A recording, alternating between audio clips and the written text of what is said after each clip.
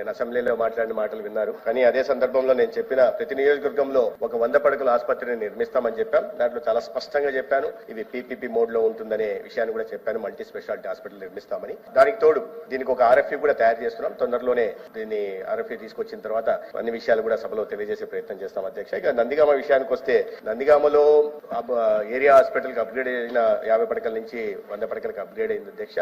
అయితే దాని తర్వాత అక్కడ ఒక 5 ఎకరాలు స్థలం బయట కూడా కొనడం జరిగింది. అయితే స్థానికంగా తర్వాత ఆ స్థలం కొనడంలో 2.5 కోట్లు ఖర్చు పెట్టారు. దాంట్లో అవినీతి జరిగిందనే ఒక ఆరోపణలు వచ్చాయి. తద్వారా అది కాకుండా ఇప్పుడు ప్రస్తుతం ఉంటున్న ఊరికి మధ్యలో ఉంటుంది, ప్రజలకు సౌకర్యంగా ఉంటుంది, రవాణా బయటకు వెళ్లాల్సిన అవసరం లేదనే ఉద్దేశంతో వాళ్ళు అక్కడ ప్రతిపాదన ఇవ్వడం జరిగింది. అక్కడనే పూర్తి చేయాలనే ఉద్దేశంతో 2.5 ఎకరాలు ఆ ఏరియా హాస్పిటల్ సరిపోతుంది అధ్యక్ష. ఇబ్బంది లేదు, ఎందుకంటే నా నియోజకవర్గం ధర్మవరంలో కూడా 2.5 ఎకరాల్లోనే ఏరియా హాస్పిటల్ ఉంది. అయినప్పుడు కూడా గౌరవ సభ్యుల సూచనలు దీంట్లో పెట్టుకుంటాం. మెడికల్ కళాశాల అనేది ఇవాళ నందిగామకి సాధ్యం కాదు అధ్యక్ష. ఎందుకంటే మెడికల్ కళాశాలలు ఇప్పుడే మన రాష్ట్రంలో ఇబ్బందులు చూస్తున్నాం. ఎందుకంటే మౌలిక సదుపాయాల కల్పన ఒకటైతే, తర్వాత రికరింగ్ ఎక్స్పెండిచర్ ఒకటైతే, ప్రధానంగా ఫ్యాకల్టీ సమస్య చాలా పెద్ద సమస్య అవుతుంది అధ్యక్ష.